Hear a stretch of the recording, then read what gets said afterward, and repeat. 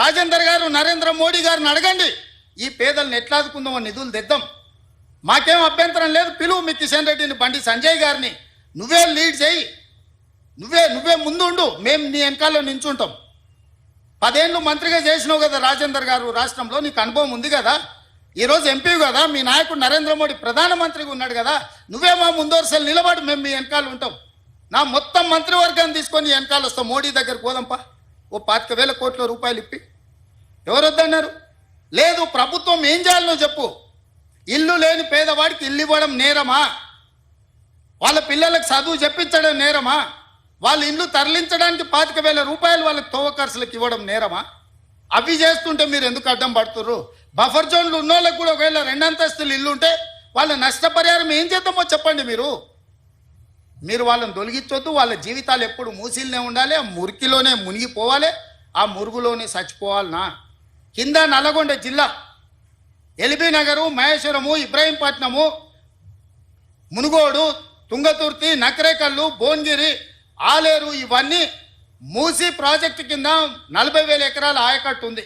ఇక్కడి నుంచి అక్కడికి మురుగునీళ్ళు పోయి ఒక పక్కన ఫ్లోరైడ్, రెండో పక్కన మూసి మురికి నల్గొండ జిల్లా ప్రజలు బతకలేని పరిస్థితిలో ఉంటే ఆ నల్గొండను ప్రక్షాళన చేయడానికి ఈరోజు ఒక ప్రయత్నం చేస్తుంటే దాన్ని అడ్డుకుంటారు. రేపు పొద్దుగాలు ఏ మోకం పెట్టుకొని నల్గొండలు తిరుగుతావు కేటీఆర్? నువ్వు నల్గొండల కాలు పెట్టు, ఈరోజు భువనగిరో, ఆలేరో, నకరేకల్లో పోయిరాపో, ఒకసారి పోయి వస్తే నీకు హరీష్ రావుకి అక్కడ ఏముందో పరిస్థితి తెలుస్తుంది. మూసి మురుగుతోనే అక్కడ పంటలు ఎట్లా కలుషితం అవుతుందో పోదంపా. అక్కడ నీళ్లు తాగి పశువులు చచ్చిపోతున్నాయి, అక్కడ పాలు, కూరగాయలు కూడా తినలేని పరిస్థితి ఉన్నాయి. ఆకు కూరలు కూడా ఈ కలుషితమైన నీళ్ళ వల్ల ఎంత కాలుష్యం వచ్చి ఎంత విషంగా మారిందో నల్గొండ జిల్లా. ఈరోజు వాళ్ళు విషం దిగమింగుకొని నల్గొండ ప్రజలు బతుకుతున్నారు. ఇవాళ విషాన్ని దిగమింగుతున్నది నల్గొండ. ఆ నల్గొండను బాగు చేయడాలంటే మూసి ప్రక్షాళన చెయ్యాలి. ఆ మూసిని బాగు చేద్దామని మేమంటే మీరు అడ్డం పడుతున్నారు. అంటే నల్గొండ ప్రజలు సావాల్సిందేనా శాశ్వతంగా?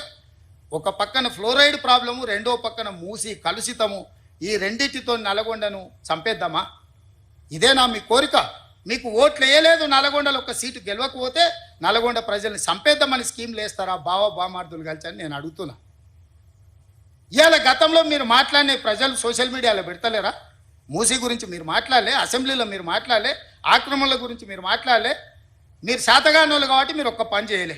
ఈ ప్రభుత్వం కొంచెం రాజకీయంగా ఇబ్బంది వచ్చినా ఒక మంచి కార్యక్రమం చేయాలని ముందుకు వస్తున్నాం. దీన్ని ఏ విధంగా ముందుకు తీసుకెళ్తామో మీరు సలహా సూచనలు చేయండి.